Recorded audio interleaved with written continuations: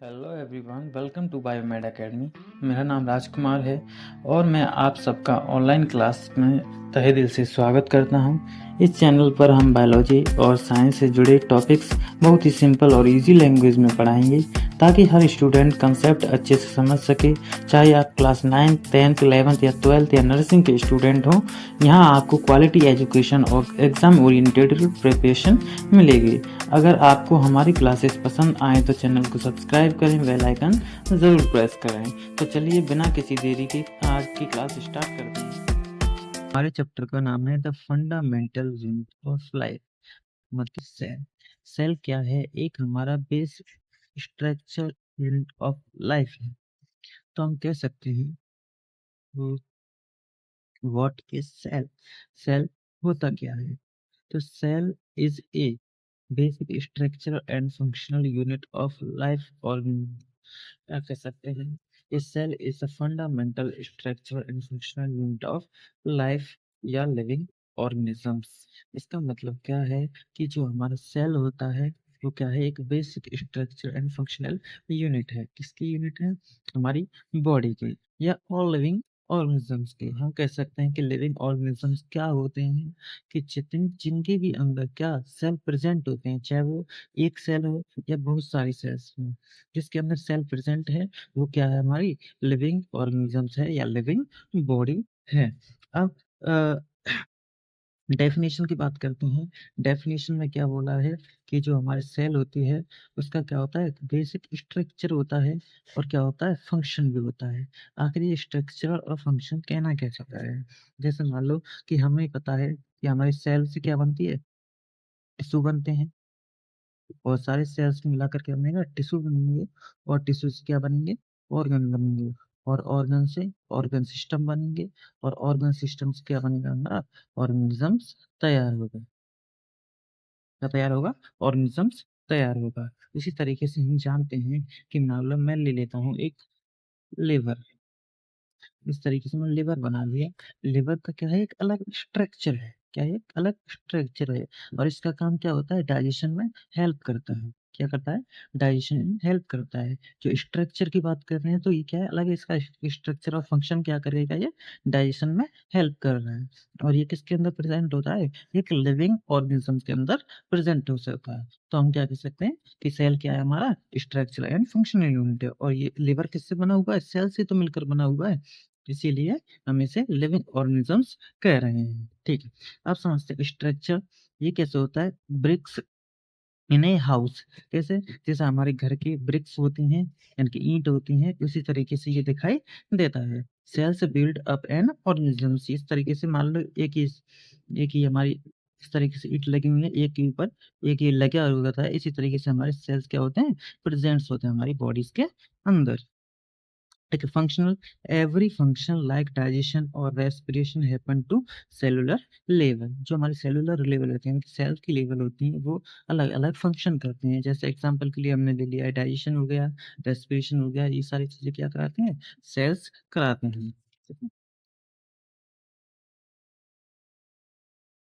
इसी तरीके से जो हमारे all living beings from bacteria to human are made of cells. यानी कि हम कह सकते हैं जितने भी लिविंग बींग्स हैं वो किससे मिलकर बने हुए हैं? सेल से मिलकर बने हुए हैं। चाहे वो बैक्टीरिया हो, ह्यूमन हो, प्लांट हो, एक्स वाई जेड कोई भी हो, जिसके अंदर एक सिंगल सेल है वो क्या है? लिविंग बींग है। चलिए तो आगे बढ़ते हैं। आई होप आपको समझ में आया होगा। अब बात करते हैं डिस्कवरीज की कि किस किसने सेल को खोजा, किस किसने ऑब्जर्व किया। सारी चीजें पढ़ते हैं। सबसे पहले हमारे साइंटिस्ट आते हैं रॉबर्ट हुक।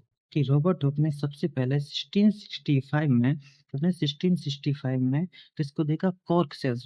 अब अभी इस तरीके से मैं आपको एक कहानी बताता हूँ कि हमारे जो रॉबर्ट हुक भाई साहब थे वो कहाँ बैठे हुए थे? पेड़ के नीचे बैठे हुए थे। उन्होंने सोचा कि आखिर ये प्रजातियां हैं, आखिर सभी लोग जिंदा हैं कैसे? क्या है आखिर हमारे अंदर ऐसा जिस वजह से हम जिंदे हैं, चल फिर सकते हैं? इसी तरीके से उन्हें एक पेड़ दिखाई दिया। उस पेड़ का नाम था ओक ट्री। क्या पेड़ का नाम था? Oak tree. उस ओक ट्री को लिया और उसकी कॉर्क निकाली। क्या निकाले? कॉर्क निकाली। और उसे अपने ही सेल्फ माइक्रोस्कोप पर जाकर क्या किया, देखा उन्होंने, क्या किया, विज़न किया। उन्होंने देखा कि उस सेल में कोई भी मूवमेंट देखने को नहीं मिल रहा है, कोई भी मूवमेंट देखने को नहीं मिल रहा है। तो उन्होंने कह दिया कि जो हमारा सेल होता है वो कैसा होता है, एक डेड सेल होता है। क्या होता है? डेड सेल्स होता है। यानी कि हम जितने भी लोग हैं वो किससे मिलकर बने हुए हैं? डेड सेल से मिलकर बने हुए हैं।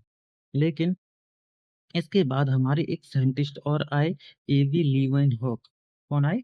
एवी लीवेनहॉक। एवी ल्यूवेनहोक ने क्या किया 1674 में, ये एक पॉन्ड वाटर के पास बैठे हुए थे। इन्होंने एक पॉन्ड वाटर लिया जिसके अंदर क्या बैक्टीरियाज प्रेजेंट थे। क्या प्रेजेंट थे? बैक्टीरिया प्रेजेंट थे। फिर इन्होंने अपने सेल्फ माइक्रोस्कोप से, क्या, सेल्फ माइक्रोस्कोप से इसे ऑब्जर्व किया। इनका सेल्फ माइक्रोस्कोप कैसा था? एक्स्ट्रा 100x मैक्सिमम था इनका लेंसेज का एबिलिटी। ठीक है, इन्होंने देखी और इन्होंने ऑब्जर्व किया कि जो हमारे सेल्स हैं वो किस तरीके से मूवमेंट कर रहे हैं। इस तरीके से क्या कर रहे हैं? मूवमेंट कर रहे हैं। तो इन्होंने सारी चीजें देखी और बताया कि जो हमारे सेल्स होते हैं वो कैसे होते हैं? लिविंग सेल्स होते हैं। ठीक है, फिर इसके बाद हमारे साइंटिस्ट आते हैं रॉबर्ट ब्राउन, जिन्होंने न्यूक्लियस की खोज की 1831 में। चलिए आगे बढ़ते हैं।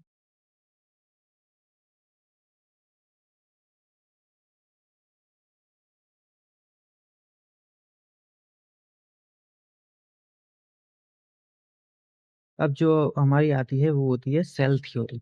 कि सेल थ्योरी क्या होती है ये समझते हैं। ये हमारी सेल थ्योरी जो लिखी गई थी वो की थी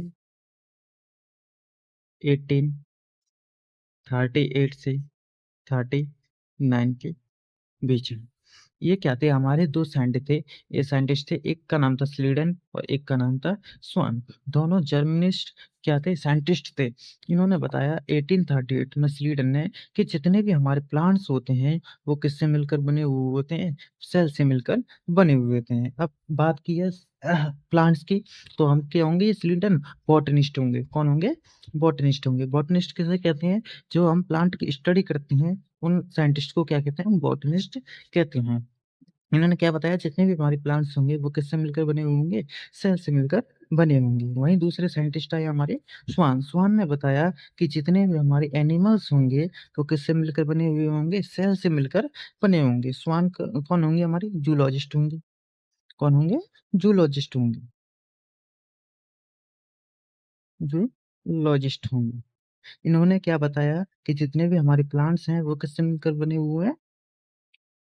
सेल से मिलकर बने हुए हैं। जूलॉजिस्ट ने यानी कि स्वान ने बताया जितने भी हमारे प्लांट्स और एनिमल्स हैं वो किससे मिलकर बने हुए हैं? सेल से मिलकर बने हुए हैं। इन्होंने ये दो थ्योरी दी कि all plants and animals are composed of cell. दोनों ने एक ही चीज बताई, फिर इन्हीं को सेल थ्योरी में रख दिया गया। और सेकंड क्या पॉइंट दिया? The cell is the basic unit of life. कि सेल क्या है? एक बेसिक यूनिट है एक किसकी? लाइफ। ठीक है, लेकिन ये दोनों एक चीज नहीं बता पाए कि जितने भी हमारे न्यू सेल्स होते हैं वो किस तरीके से आते हैं। तो उसी थ्योरी को बताने के लिए आए हमारे रूडोल्फ विर्चो 1855 में। इन्होंने बताया अपनी भाषा में ओमनिस सेलुला ई सेलुला। इसका मतलब क्या होता है? कि सेलुला का मतलब क्या होता है? सेल। सेलुला का मतलब क्या होता है? सेल। की सेल से ही सेल का निर्माण होता है। क्या? सेल से ही सेल का निर्माण होता है। तो क्या कह दिया इन्होंने? All cell arise from pre existing cell. की जितने भी हमारे न्यू सेल्स होंगे वो किससे मिलकर बने होंगे? ओल्ड सेल्स क्या करे होंगे? डिवाइड किया होगा या मल्टीपल किया होगा, तब जाकर क्या बने हैं? न्यू सेल्स प्रेजेंट हुए हैं। ये किस साइंटिस्ट ने बताया? रूडोल्फ विर्चो ने बताया। आई होप आपको समझ में आया होगा। आगे बढ़ते हैं। अब आते हैं प्रोकैरियोटिक एंड यूकैरियोटिक सेल्स। देखिए प्रोकैरियोटिक, आपको एक सिंपल लैंग्वेज में बता देता हूँ। प्रोकैरियोटिक, प्रोकैरियोटिक का मतलब क्या होता है?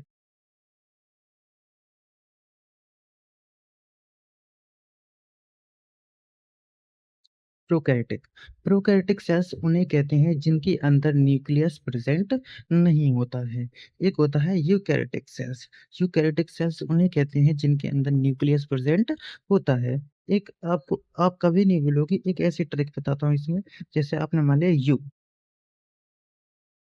क्या ये यू माने कौन हो गए? तुम। और तुम्हारे अंदर न्यूक्लियस प्रेजेंट है। क्या है? तुम्हारे अंदर न्यूक्लियस प्रेजेंट है। तो हमेशा तुम्हारे अंदर न्यूक्लियस प्रेजेंट है, तो ये कौन होगा? यूकैरियोटिक होंगे आप लोग। ठीक है, तो हमेशा याद रखना कि यू से क्या आ जाएगा? तुम। और तुम्हारे अंदर न्यूक्लियस प्रेजेंट है। ठीक है, प्रोकैरियोटिक के अंदर न्यूक्लियस प्रेजेंट नहीं होते हैं। इधर देखिए, लैक ए न्यूक्लियस मेम्ब्रेन। क्या होती है? न्यूक्लियस मेम्ब्रेन प्रेजेंट नहीं होती है। Genetic material is a reason called nucleoid. एक बैक्टीरिया, जितने पुरानी जेनेटिकल मटेरियल होती हैं वो रीजनली न्यूक्लियोइड में पड़े हुए होते हैं। जैसे कि बैक्टीरिया हो गया हमारा, बैक्टीरिया में क्या होते हैं? न्यूक्लियस नहीं होता है, वो न्यूक्लियस मेम्ब्रेन्स भी नहीं होती है। जेनेटिक मटेरियल ओरिजिन में पड़ा होता है किसके अंदर? न्यूक्लियोइड्स के अंदर। अब आते हैं यूकैरियोट्स। यूकैरियोट्स में देखेंगे आप, has a well defined nucleus. के अंदर वेल डिफाइंड न्यूक्लियस प्रेजेंट होता है। न्यूक्लियस मेम्ब्रेन्स भी प्रेजेंट होती है। और न्यूक्लियस के ही अंदर क्या प्रेजेंट होते हैं हमारे? न्यूक्लियस के बाहर ऑर्गेनेल्स प्रेजेंट होते हैं। क्योंकि सेल कैसा होता है हमारे? इस तरीके से सेल प्रेजेंट है। इसके अंदर क्या है? एक न्यूक्लियस है। ठीक है, यहाँ हमारे क्या पड़े हुए होते हैं? ऑर्गेनिजम्स पड़ी होती हैं और साइटोप्लाज्म पड़ा हुआ होता है। इसी के अंदर न्यूक्लियोइड भी होता है। ठीक है, और इसी के अंदर क्या पड़े हुए होते हैं? जो हमारा जेनेटिकल मटेरियल पड़ा हुआ होता है। ठीक है, एग्जाम्पल के लिए जैसे हम प्लांट हो गए, एनिमल्स हो गए। ठीक है, चलिए आगे बढ़ते हैं। अब आता है प्लाज्मा मेम्ब्रेन। प्लाज्मा मेम्ब्रेन है क्या, ये समझिए पहले। मान लीजिए ये क्या है? हमारा सेल है।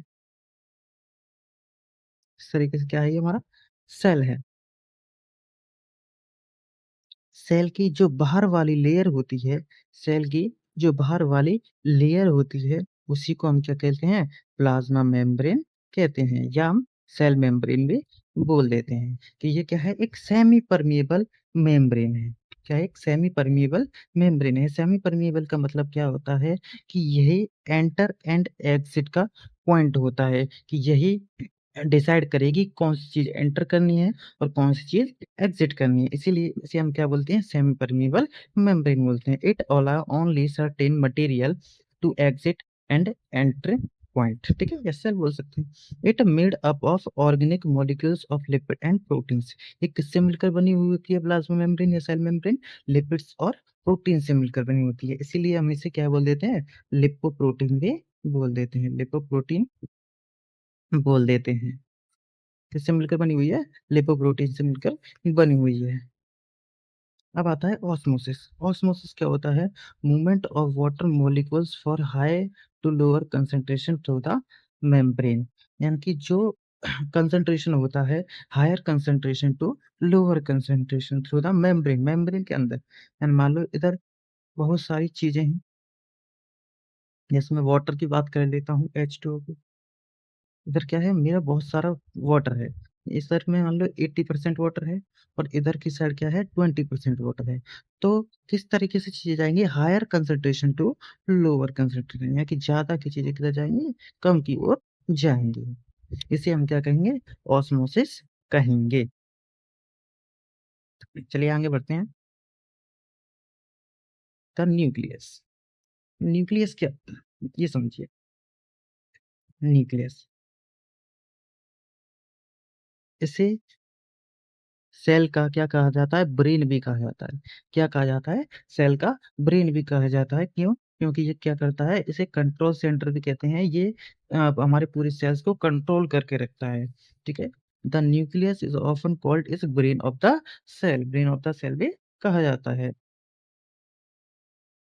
Surrounded by double layer nucleus membrane. उनके पास क्या होता है? Double layer nucleus membrane present होती है। जैसे इस तरीके से हमारे एक membrane, second membrane, third membrane, इस तरीके से फर्स्ट मेम्ब्रेन और ये सेकंड मेम्ब्रेन। इस तरीके से हमारे क्या प्रेजेंट होती है?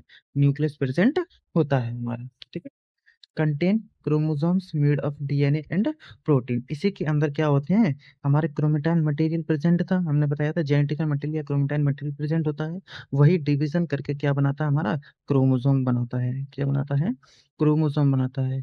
हमारे ह्यूमंस के अंदर कितने क्रोमोसोम प्रेजेंट होते हैं, 23 पेयर्स यानी कि 46। अब इसी के अंदर क्रोमोसोम हमारा किस तरीके से देखने को मिलता है, इस तरीके से,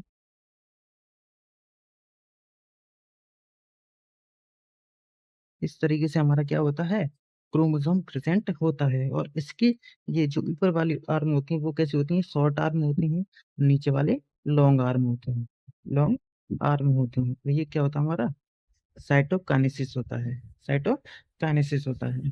अब इसके अंदर हर एक आर्म में क्या प्रेजेंट होते हैं, हमारे डीएनए प्रेजेंट होते हैं। क्या प्रेजेंट होते हैं, डीएनए प्रेजेंट होते हैं। और डीएनए के पास अपनी क्या होती है, एक स्पेसिफिक प्रोटीन होती है, उस प्रोटीन का नाम क्या होता है, स्टोन प्रोटीन होता है। क्या होता है, HISTON, स्टोन प्रोटीन प्रेजेंट होती है।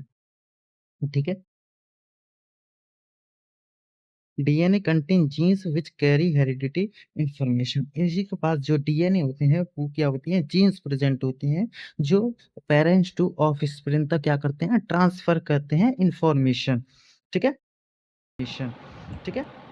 आई होप आपको सारी चीज़ें समझ में आई होंगी। आगे की क्लास नेक्स्ट लेक्चर में देखने को मिलेंगी। बाकी हमारे साथ बने रहिए, चैनल को लाइक करिए, सब्सक्राइब करिए और ज़्यादा से ज़्यादा शेयर करिए। अगर कोई चीज़ आपको समझ में नहीं आ रही है तो नोटिफिकेशन में ज़रूर सेंड करें और हमें बताएं कौन सी चीज़ समझ में नहीं आई और कौन सी चीज़ और पढ़ा नहीं है।